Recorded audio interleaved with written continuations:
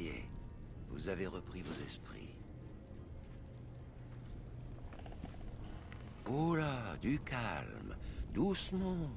Vous avez été dans les vapes pendant plusieurs jours. Détendez-vous un petit moment, histoire de prendre vos repères. Bon, voyons l'étendue des dégâts. D'abord votre nom. Vous vous souvenez de votre nom? Je ne sais pas pourquoi, mais je m'attendais à autre chose. Mais si c'est votre nom, c'est votre nom. Je m'appelle Doc Mitchell. Bienvenue à Good Springs. Bon, j'espère que vous ne m'en voudrez pas, mais j'ai dû vous raccommoder la caboche après avoir enlevé tous les petits morceaux de plomb. Je suis généralement assez content de mes travaux d'aiguille, mais c'est à vous de me dire si j'ai bien tout remis en place. Le résultat vous convient? Eh bien, l'essentiel est en place, en tout cas. Je n'ai pas laissé trop de désordre. Bon, inutile de vous garder au lit. Voyons si vous êtes capable de tenir debout.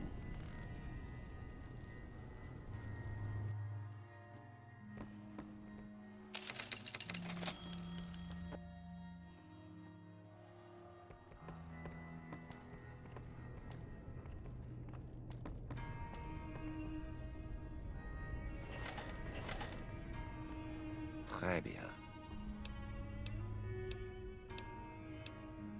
Mais...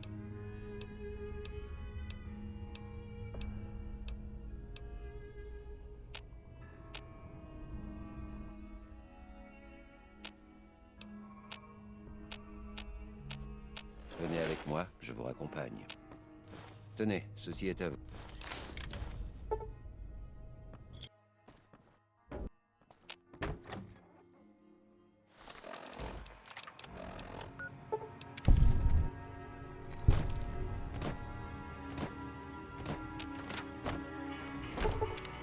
Vous devez être la personne que...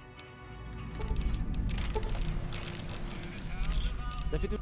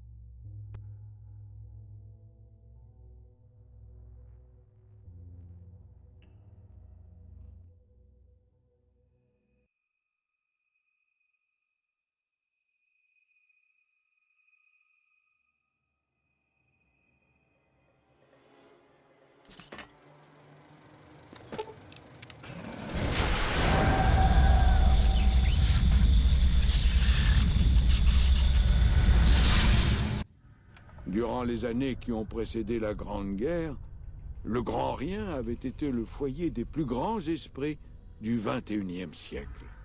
Des scientifiques visionnaires y furent appelés pour relever les défis technologiques de l'époque.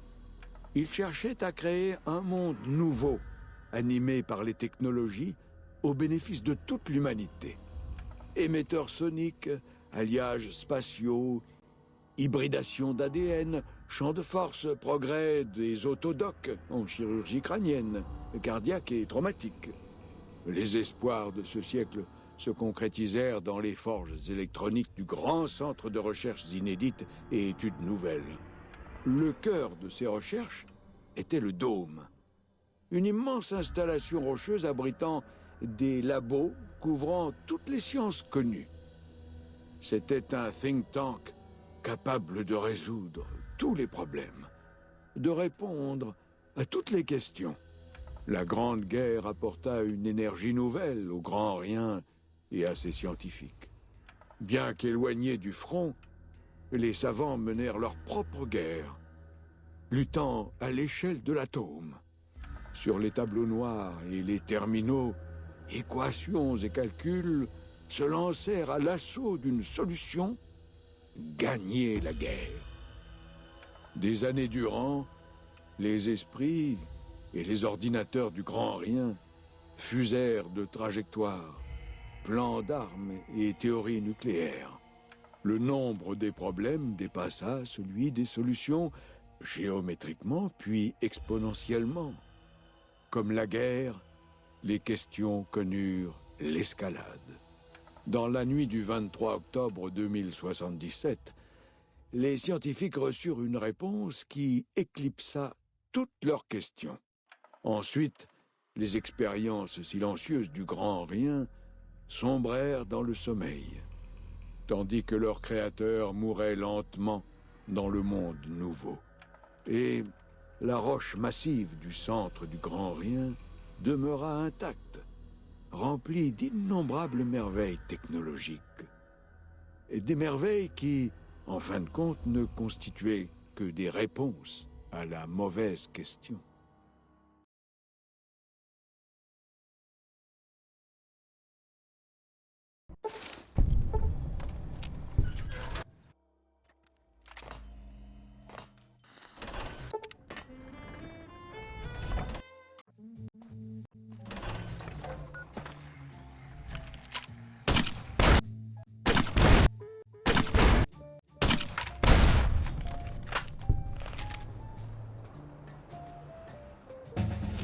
Comme au cours des années qui avaient précédé la Grande Guerre, le Grand Rien devint le foyer d'un des cerveaux les plus brillants du XXIIIe siècle. Le Courrier veilla dès lors sur le Grand Rien, gardant ses découvertes en sûreté jusqu'au jour où elles pourraient venir en aide aux hommes. Ce qui avait toujours été le but du Grand Rien. Au-delà des labos, il était l'endroit où devait se bâtir l'avenir de l'humanité.